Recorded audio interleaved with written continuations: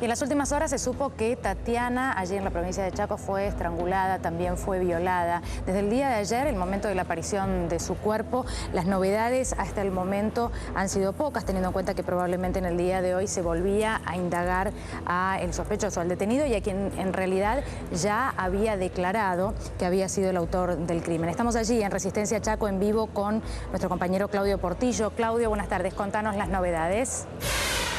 Bueno, las novedades pasan porque, bueno, ya ha llegado hace minutos la Traffic, que ha trasladado hasta aquí el cuerpo precisamente de quien en vida fuera Tatiana. Ya están presentes algunos de los familiares, la tía Mirta, muy conmovida. Obviamente se está aguardando la presencia de los familiares más directos, el padre, también el novio, Arnaldo, que recordemos hoy ante nuestros micrófonos contaba que hoy precisamente cumplían 15 años de novios, 15 años desde que eran parejas, se han acercado amigos, familiares. Lo concreto y lo real, y hablando sobre lo que vos comentabas de la indagatoria, se prevé que en las próximas horas el fiscal que entiende en la causa, el doctor Patricio Sabadini, tome una nueva declaración indagatoria precisamente al único detenido, imputado y autor confeso de este tremendo hecho que ha sacudido a la ciudad de Resistencia y al país todo. Recordemos este hombre, oriundo de Tucumán, 52 años, reitero, violador serial. Tenía 11 violaciones en su haber, de las cuales fue juzgado por 4. Bueno, se espera que el doctor le tome una nueva indagatoria en las próximas horas. ¿A qué hora o en qué momento de la tarde? Bueno, eso lo sabe y lo determina obviamente el propio fiscal, el doctor Patricio Nicolás Sabadini. Por lo pronto ya está aquí el cuerpo, se lo está, como se dice habitualmente, preparando. Es a cajón cerrado, esto hay que decirlo y reiterarlo, lo dijo el propio papá, para en las próximas horas, luego del velatorio, enterrarla. Cabe la posibilidad de que se la creme, también decía hace un par de horas el papá. Esto se va a ver, se va a definir. Todavía no está aquí el novio, Arnaldo, tampoco está el papá, así que sí. Quiero preguntarte porque había quedado pendiente, Pablo ya había adelantado el tema en la salida anterior al respecto de la obtención de las licencias de conducir.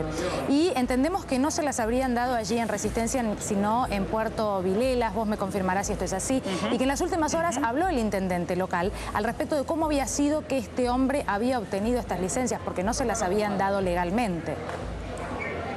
Claro, hoy el intendente de esa localidad, es una localidad muy cercana, queda a menos de 10 kilómetros, 7 u 8 kilómetros, Puerto Vilelas. Su intendente se llama Alfredo González. Hoy brindó una conferencia de prensa, dejó datos realmente importantes, pero a la vez preocupantes y alarmantes. ¿Por qué?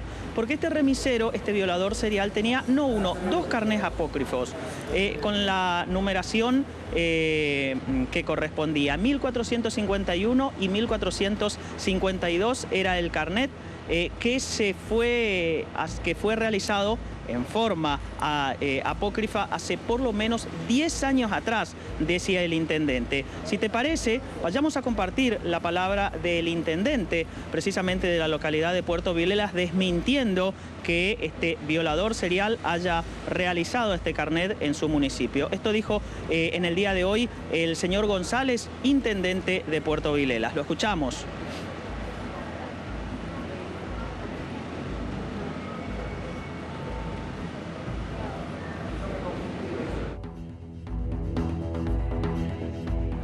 Bueno, allí estábamos escuchando lo que contaba nuestro compañero Gustavo Portillo en vivo desde Resistencia, la confirmación por parte del intendente local de Puerto Vilelas de cómo era que este hombre había obtenido, porque era uno de los interrogantes fundamentales en cuanto conocimos este crimen, ¿no?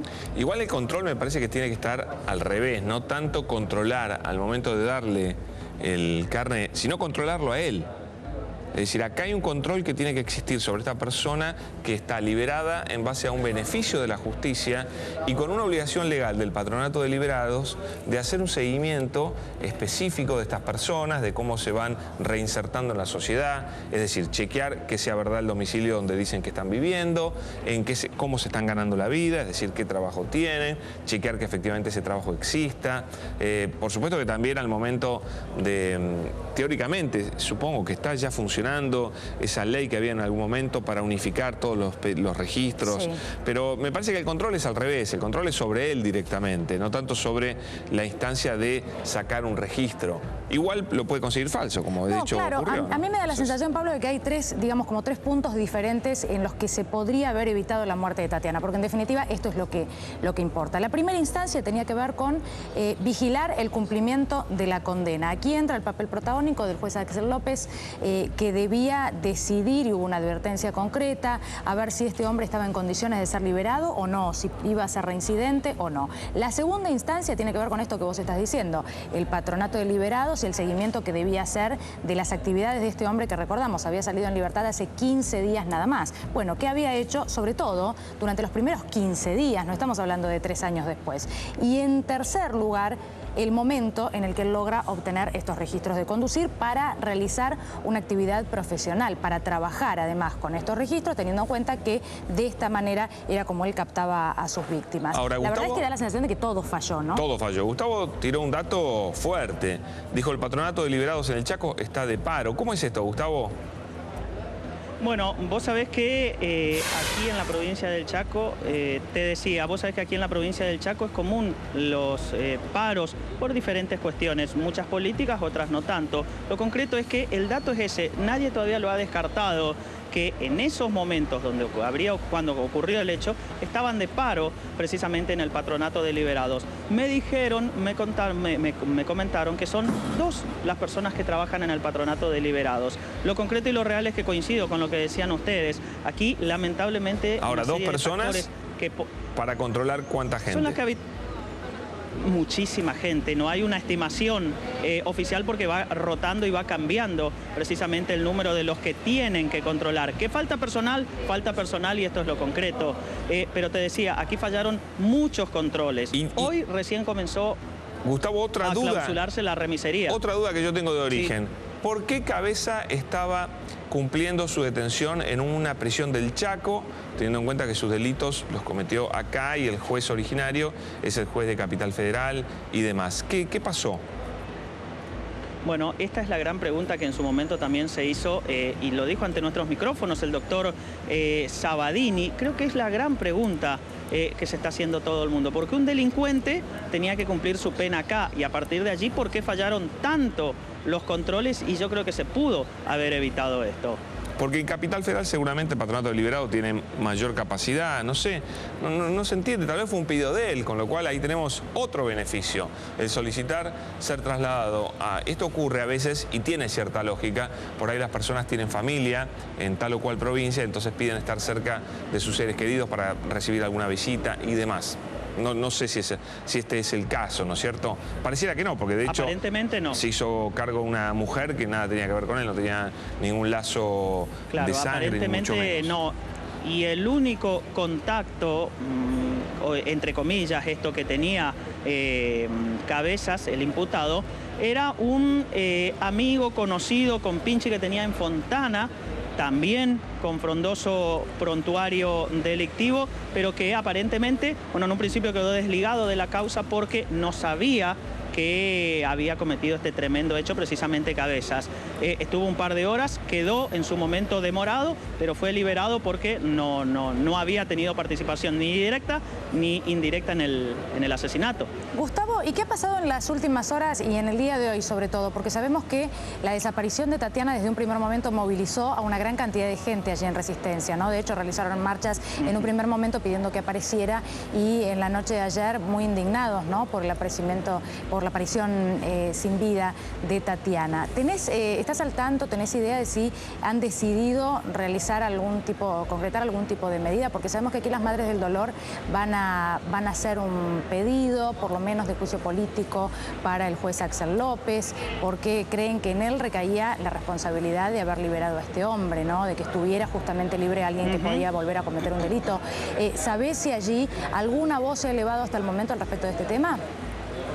Mira, en un principio siempre se barajó la posibilidad de hacer hoy miércoles una marcha similar a la del día lunes cuando se estaba reclamando la aparición con vida de Tatiana. Esa marcha se pasó para la que hemos cubierto ayer, ¿no es cierto? Por ahora no hay novedades en este sentido. Sí estamos en condiciones de adelantar que están en contacto y cabe la posibilidad de una nueva marcha en el día de hoy. Una marcha que todavía no está confirmada. Lo último en novedad, bueno, el ir y venir de familiares, amigos, conocidos. Era una familia muy conocida la de Tatiana. El pésame constante de todos y cada uno de ellos. Y bueno, aguardando aquí precisamente la llegada del padre, de don Alfredo y también de Arnaldo Enciso, el novio de Tatiana, que hoy, reitero, cumplían 15 años precisamente. ¿Y Juan Ernesto Cabeza es del Chaco? ¿Es originario del Chaco? No, él es de Tucumán, tiene 52 años. Bueno, el prontuario es de público conocimiento y este fue el dato que tuvieron en cuenta los pesquisas, la tonada, el tono en el que hablaba. Cuando se lo consultó, esto era en las primeras horas, el novio, Arnaldo, dijo, es alguien con tonada, santiagueña o tucumana. Y este fue el primer dato que se tuvo en cuenta. Sí, ¿sabes Él es de Tucumán, eso, reitero. Gustavo, nos llamaba la atención cuando vos en el día de ayer nos contabas que, a ver, ¿en qué momento? En el momento en que se realiza la llamada aparentemente extorsiva, ¿no? Desde el teléfono de Tatiana a la familia. Hablamos de ese momento, en las primeras horas de su desaparición. En el momento que él realiza esta llamada, en el día de ayer, y lo que decía el fiscal Sabadín es que el testimonio de su novio, el novio de Tatiana, de Arnaldo, daba cuenta de una voz que no parecía local, ¿no? Este fue un punto fundamental seguramente para llegar a este hombre, pero se pudo establecer en estas horas y con él ya detenido y con la declaración si en ese momento hubo alguna otra llamada, porque no termina de cerrar que en un primer momento pensara secuestrarla y que luego terminara abusando de ella con un destino fatal como la muerte, ¿no? No, aparentemente no habría habido otra llamada. La única llamada que se hizo fue precisamente al celular de Tatiana.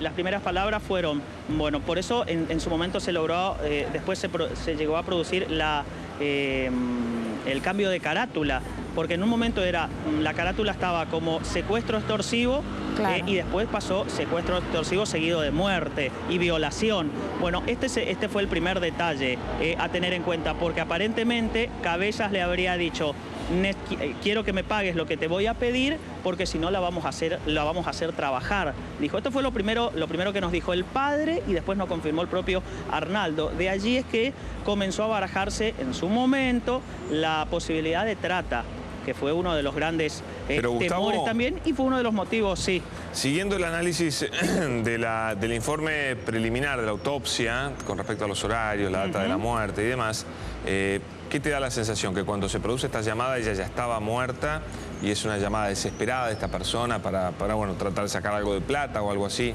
a último momento, o estaba efectivamente secuestrada y viva tal vez ella?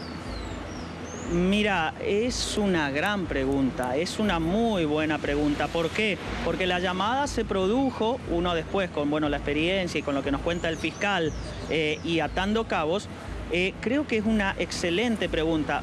Cuando se produjo la llamada, ¿estaba viva, estaba muerta? Porque el fiscal tiró un dato muy, pero muy importante que está en la causa, la cantidad de horas que tenía precisamente el cuerpo cuando fue encontrado. El fiscal habló de 64, 66 horas que había muerto, que había desaparecido físicamente. Nosotros ayer estuvimos en el lugar del hecho y encontramos, y quizás por allí suena un poquito feo o chocante, pero lo que encontramos fueron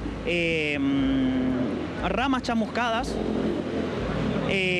la señalización, obviamente, que hacen los peritos, y encontramos, un muy fuerte olor nauseabundo, y además hemos encontrado, reitero, perdón por el término, gusanos que, ustedes saben, son habitué de la carne putrefacta. Gustavo. Esto fue el cuadro, sí.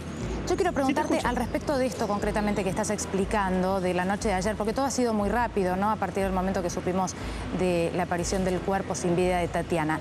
Sabemos, y se supo a través de la autopsia realizada, que fue asfixiada, que esta fue la forma en la que finalmente le provocaron la muerte, que fue violada previamente, que hubo un estrangulamiento.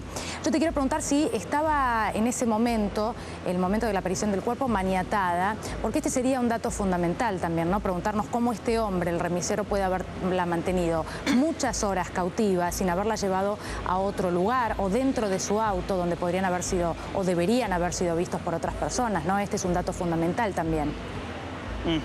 A mí ayer me contaron, cuando nosotros, bueno, tirábamos la primicia a nivel nacional de que confirmábamos de que era Tatiana, me dijeron que la encontraron. Gente del procedimiento me dijo que la encontraron maniatada, cubierta con ramas y víctima de precisamente la asfixia.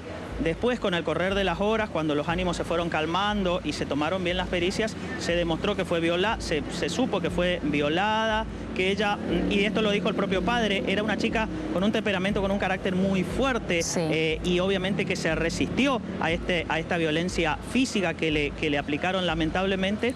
Y estas últimas pericias que van a determinar, que en estos momentos se han mandado y que me contaba el fiscal, gente de la fiscalía, perdón, tiene su tiempo una vez que se realiza, bueno, en las uñas, en la piel, sí. en las telas. Bueno, esto podría estar en horas de la noche. Estos datos recién se están conociendo, pero que se resistió por la forma en que tenía las manos cuando fue encontrada y por la presión en el cuello. Gustavo, muchísimas gracias por este contacto con nosotros. En instantes vamos a volver allí en vivo desde Resistencia. Hasta luego.